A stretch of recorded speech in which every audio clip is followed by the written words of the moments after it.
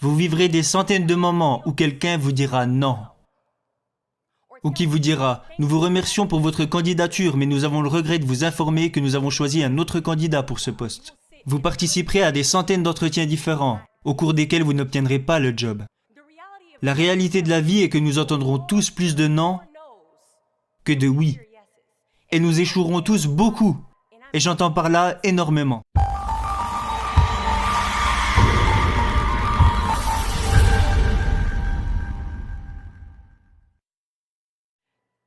Il y a tout juste 2 ans, j'étais à 2 semaines de concourir pour un rêve pour lequel j'avais passé 7 ans à me préparer, sans savoir à ce moment-là ce que l'avenir allait me réserver. Alors aujourd'hui, je vais vous raconter une très courte histoire sur Deshauna, une jeune chasseuse de rêves, et là où tout a commencé.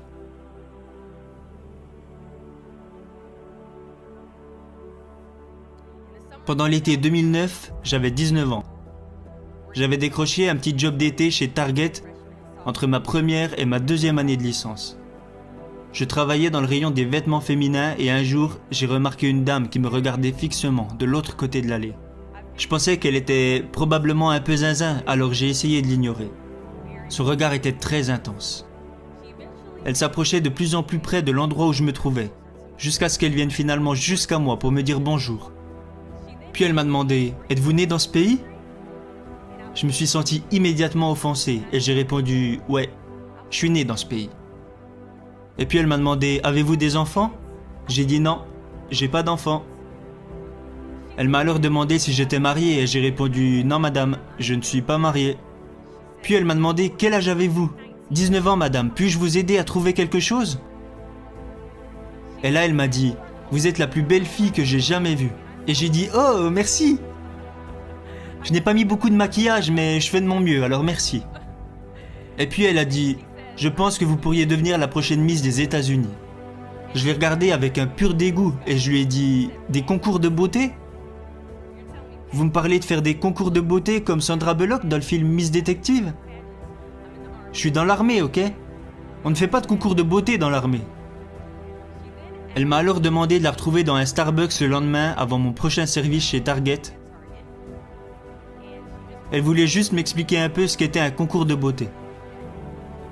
Et apparemment, j'étais une jeune femme de 19 ans assez ouverte d'esprit, parce que j'ai accepté de la rencontrer le lendemain. Le lendemain, elle a apporté une pile de livres sur les concours de beauté. Elle continuait d'essayer de me convaincre de participer à l'élection de Miss de mon état, 3 mois plus tard. Pour ceux qui ne le savent pas, pour participer à Miss USA, vous devez d'abord devenir Miss de votre état, ok ? Donc 3 mois plus tard, j'ai participé à mon premier concours. Et j'ai perdu. J'y suis retourné la 2e année. J'ai participé au concours et j'ai perdu. J'y suis retourné la 3e année. J'ai participé au concours et j'ai perdu. J'y suis retourné la 4e année. Pour participer au même concours et j'ai perdu. J'y suis retourné la 5e année, les amis. J'ai participé au concours et j'ai perdu. Mais vous savez quoi ? J'y suis retourné la 6e année et devinez ce qui s'est passé. J'ai perdu. Je l'ai appelé au téléphone et je lui ai dit « Vous m'aviez dit que je pourrais devenir la prochaine Miss USA. » Et elle m'a dit « Deshauna, continue de travailler, n'abandonne pas, continue d'y retourner. »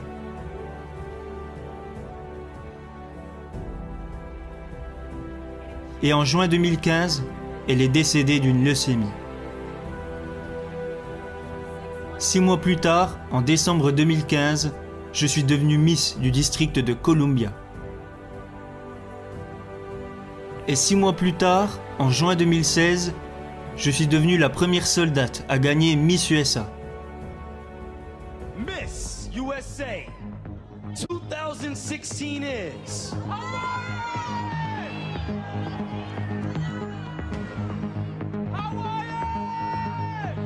District of Columbia!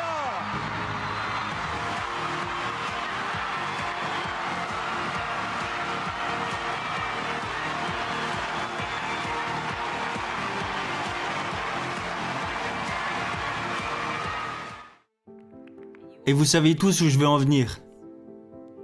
Parfois notre but nous tombe dessus comme si le ciel l'avait jeté par accident. Je ne vous demande qu'une chose, à vous qui êtes présents aujourd'hui. Après avoir quitté ce bâtiment, après avoir atteint un objectif incroyable, ne craignez pas l'échec, mais s'il vous plaît, soyez terrifiés par le regret. Car l'abandon est la naissance des regrets. Après être parti d'ici, vous recevrez des centaines de portes qu'on vous refermera brutalement au visage. Vous vivrez des centaines de moments où quelqu'un vous dira non. Ou qui vous dira « Nous vous remercions pour votre candidature, mais nous avons le regret de vous informer que nous avons choisi un autre candidat pour ce poste. » Vous participerez à des centaines d'entretiens différents, au cours desquels vous n'obtiendrez pas le job. La réalité de la vie est que nous entendrons tous plus de non que de oui. Et nous échouerons tous beaucoup, et j'entends par là énormément. Mais ce que je vous demande aujourd'hui, c'est de ne pas considérer ces non comme une réponse. N'ayez pas peur des non. Ayez peur de la possibilité d'un oui que vous avez prématurément détruit parce que vous aviez décidé d'abandonner avant que votre heure ne soit venue.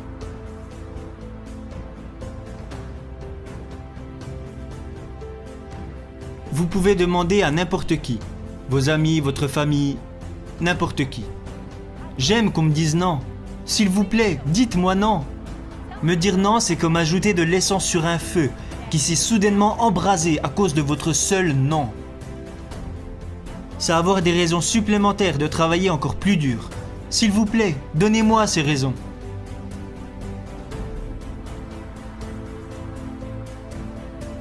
Alors aujourd'hui, je vous mets au défi de vous battre, de travailler, de ne pas vous arrêter là, de croire si fort en vos aspirations que vous ne craindrez plus le mot non, mais que vous choisirez au contraire de l'accueillir.